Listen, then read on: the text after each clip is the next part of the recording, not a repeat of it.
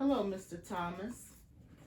My name is Kiva Lamore, and I'm an income maintenance caseworker here at Person County DSS. Is it okay for me to call you Mr. Thomas, or would you prefer I use another name? That's fine, man. Okay.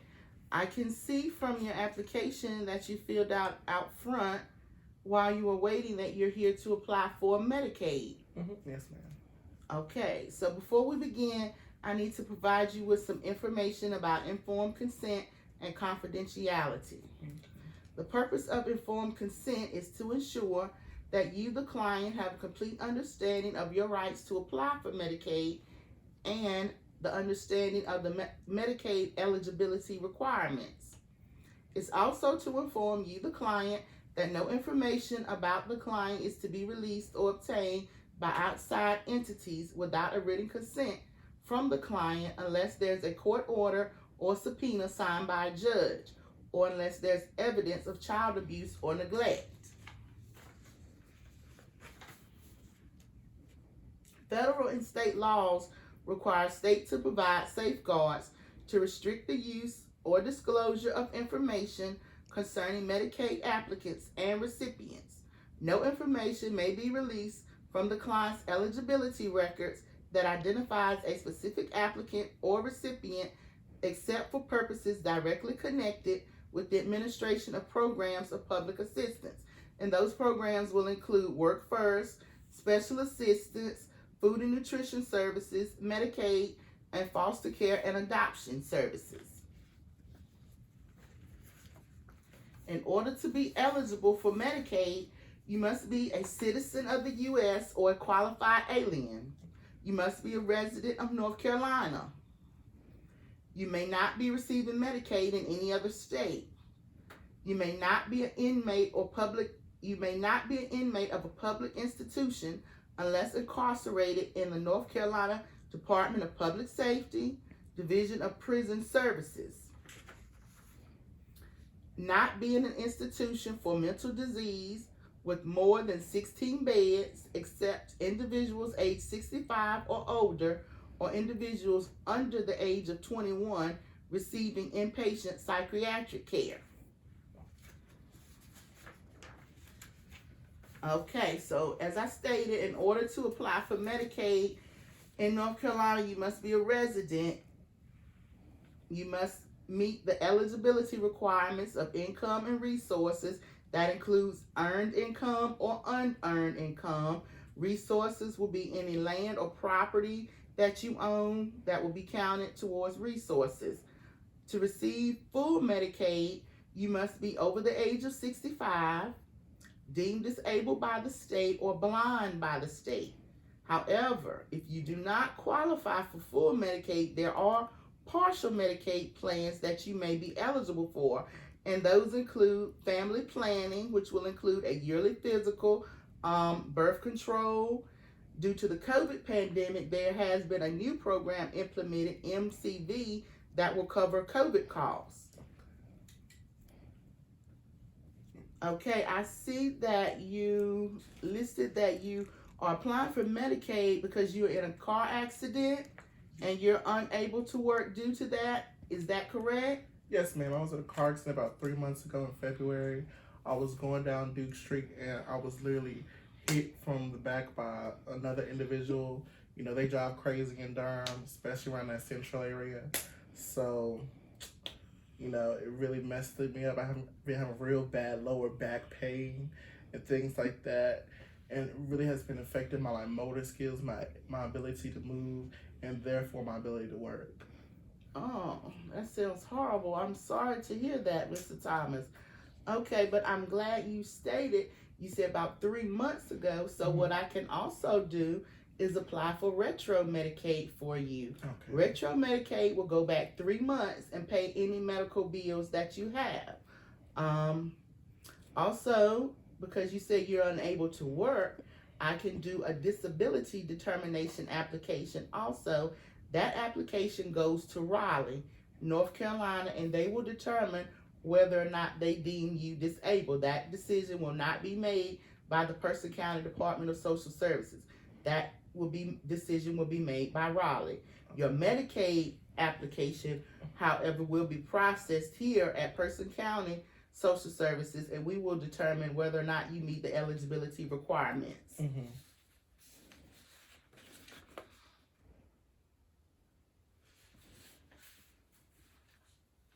Okay, did I hear you say that I heard you say you have medical bills that go back 3 months, Mm-hmm. and you're having a difficult time paying those medical bills. Mm-hmm. So what I can do is provide you with a referral to a doctor's office here in Person County. It's the Person Family Medical Center, Mm-hmm. and they see low income individuals based on a sliding income scale. Oh. And I can provide you with their address and their phone number, and you can contact them to find out more about the sliding scale and possibly set up an appointment. That'd be great. Okay.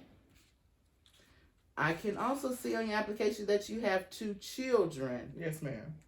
and it states that you're not receiving any child support. Have you reached out to child support services?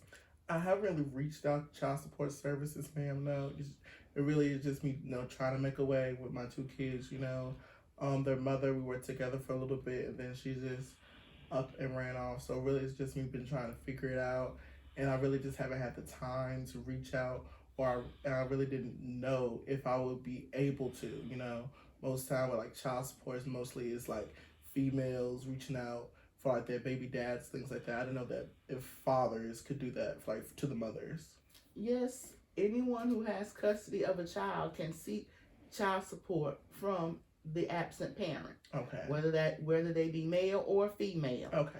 So what I can do once I complete your Medicaid application, I can put a note on your case with a referral Mm-hmm. to child support services, and they will reach out to you. You won't have to contact them. They will reach out to you. Okay. Okay? Mm-hmm. So to recap what we went over, I'll be doing a Medicaid application for you. Yes, I ma'am. will require a list of information back from you. I will give you that list before you leave today. Mm-hmm. You will have 10 days to get that information back to me. Okay. I have to have the information back before I can process your application. Okay. And you can get that information back to me either by mail, by fax, or you can drop it off in person. If you choose to use the mail, I will provide you with envelopes so you won't have to worry about paying for postage or anything like that. Okay. And if you drop it off here up front, you can just leave it with the receptionist and tell her that it's for Kiva Lamore, and they will get it to me. Okay. Okay, I'm also going to be doing a disability determination application for you. That application will be sent to Raleigh. They will determine whether or not you are disabled. That decision is not made by Person County DSS. Mm-hmm. I will also be doing a retro Medicaid application for you, which goes back 3 months and will pay any medical bills that you have from the past 3 months. Okay. I'm going to be providing you with the number and address for Person Family Medical Center here in Person County for you to find out more information on their sliding income scale. Okay. And I will also be putting a note on your Medicaid application for a referral for child support services, and they will reach out to you. As I stated, you will not have to reach out to them. They will reach out to you. Now, do you have any questions for me, Mr. Thomas? No, ma'am. Okay, if you have any other questions for me at a later date, please do not hesitate to call. I'm going to provide you with the number directly to my desk. If I'm not at my desk, then a voicemail will pick up and you can leave me a message and I will get back to you as soon as possible. Okay. And the number that you have listed on your application, is this the best contact number for you? Yes, ma'am. Okay, so if I have any other questions for you, I will reach out to you at this number. Okay.